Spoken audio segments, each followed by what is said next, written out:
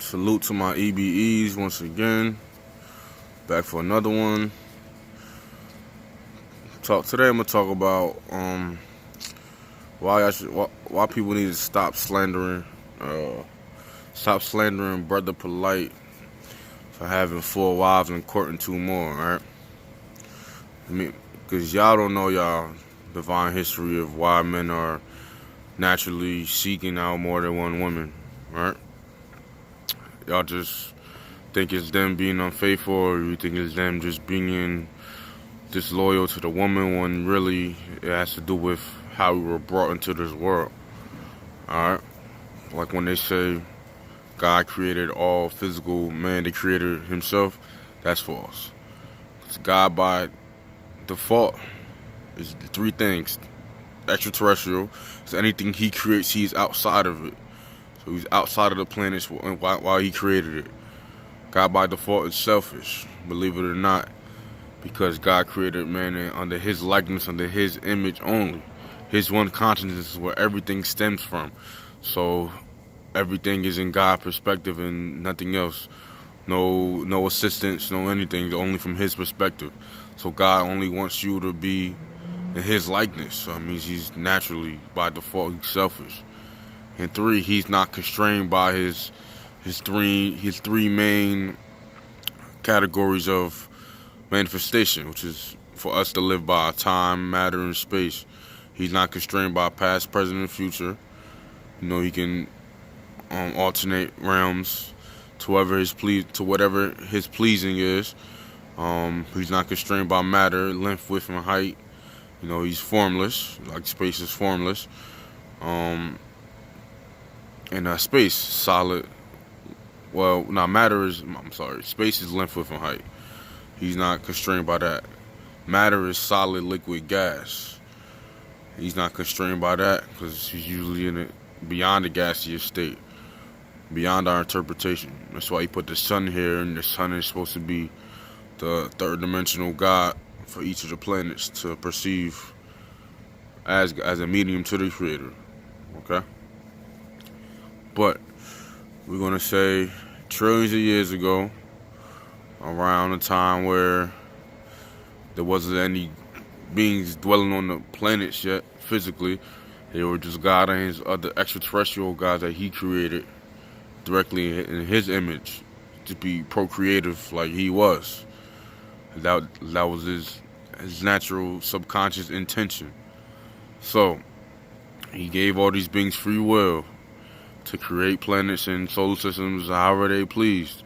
They had the power to do so because God had the power to do so. So he passed on his abilities to all his descendants. He wanted them to be under his likeness, under his image. So I don't want to use this label, who you call the Elohims or the Anunnaki, were one of the first ancient extraterrestrial civilizations that created their galaxy Ilium.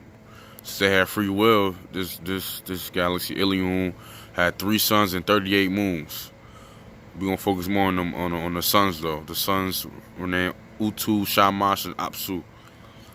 And these 3 suns orbited their home planet, which is really our whole planet, Planet Risk. We're really risky in this because, since this planet had 3 suns orbiting it, these suns over-radiated the planet's ozone layer and destroyed it eventually. So by these suns destroying the ozone layer, Anunnaki knew they had to go to another planet that was filled that was abundant with a certain element or resource in order to restore their planet.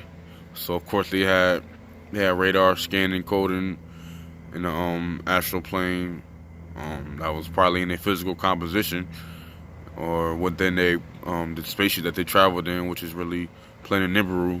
It's a giant planet spaceship that comes back every 3,600 years. But we're gonna talk about that later. So these beings had the knowledge of genetic engineering because that's what God did to them, and they knew since they had to get this gold, they didn't really want to do it themselves. So once they scanned the Earth and they knew Earth was abundant with gold, they condensed to the third dimension radiation and started mining for this gold. But they realized soon enough that they didn't want to be, let's say, not occupied. They didn't want to have the. They didn't want to be doing this job like mining for gold all this damn time. So they genetically engineered, which was first the black woman, and the black woman was parthenogenetic. Well, could perform parthenogenesis. Just say that. I say that a lot better. That is the independent reproduction of another organism. And she immediately was able to have this capability because of the beings that created her, which were direct descendants of God, was going to pass down the procreative trait of reproduction. So women were alone on the planet for thousands of years before man even appeared. Okay, they were able to, when they were 100% genetically full, before 3% of their anatomic mass was taken away from itself, they created a man. They were still 100% genetically complete, and they were able to reproduce through their bone marrow, since a man is just a woman inside out. So if they go right side in, that means she's fully genetically complete. So she was the same sperm that's in us right now was once at her bone marrow, and was that she was able to fertilize her own eggs, okay, and create another being. A 9-month process, because anything with number 9 symbolizes the birth or the creation of something. Okay, so she was able to independently reproduce other women. That's how it was for thousands of years. But the Anunnaki Elohim wasn't going to allow their descendants to have the full spectrum of black magical power, the full spectrum of telekinesis and psychedelic powers, until they finished this task that was given to them. So in order to expedite the process, these women were divine, so they eventually thought of the idea to genetically engineer an opposite being to assist them in mining for this gold faster. So by taking 3% of the anatomic mass away from itself, from the chromosome, weakening the DNA structure, slightly making it defective, they created man. That's why man comes out slightly defective with uncircumcised penis, because that's extra skin that was supposed to go right side in. We don't use our nipples to produce milk and a whole bunch of other shit that anatomically we aren't as genetically full as a woman would be.